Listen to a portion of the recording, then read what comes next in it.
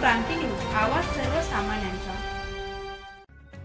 नुकत्याच 2 दिवसांपूर्वी मौसम पत्रकार संघाच्या वतीनं नंदुरबार लोकसभा मतदारसंघाचे नवनिर्वाचित खासदार गोवाल पाडवी यांना नामपूर बागलाण तालुक्यातील दुसऱ्या क्रमांकाचे मोठं शहर असून नामपूर शहरात शैक्षणिक, आरोग्य, दळणवळण, कृषी उत्पन्न बाजार समिती मोठी असल्याने या शहरात कायम वर्दळ असते।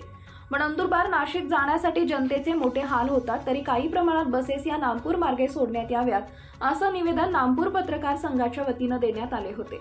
खासदार गोवाल पाडवी यांनी सदर निवेदनाची तत्काळ दखल घेऊन योग्य तो पाठपुरावा केला व आज पहिली सटाणा आगाराची नंदुरबार नाशिक ही बस सुरू झाली। बस नामपूर स्थानकात दाखल झाल्यावर नागरिकांनी बसेसचं स्वागत केलं।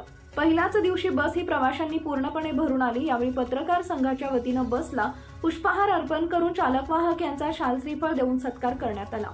यावेळी सर्व ग्रामस्थ, प्रवासी यांनी खासदार गोवाल पाडवी, सटाणा आगार प्रमुख राजेंद्र अहिरे व नामपूर पत्रकार संघ यांचे आभार मानले।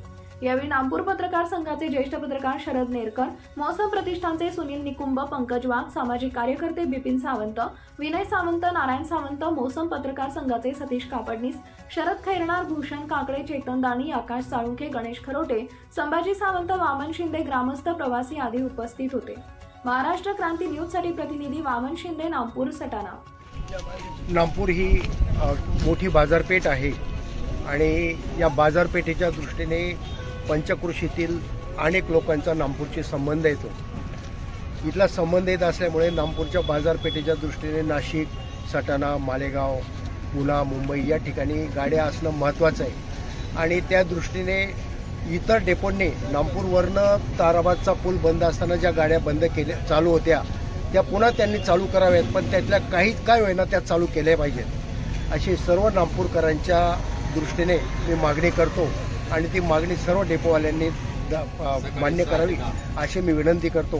आणि सकाळी 6 वाजेपासून तर रात्रीच्या 10 वाजेपर्यंत बस स्टँडवर उघडा राहावा, इथे एखादा कर्मचारी कायमस्वरूपी असावा आणि अशी मी सर्वांना विनंती करतो। अशाच नवनवीन बातम्या पाहण्यासाठी आमच्या महाराष्ट्र क्रांती न्यूज या YouTube चॅनलला लाईक करा, सबस्क्राईब करा आणि बेल आयकॉनला प्रेस करा।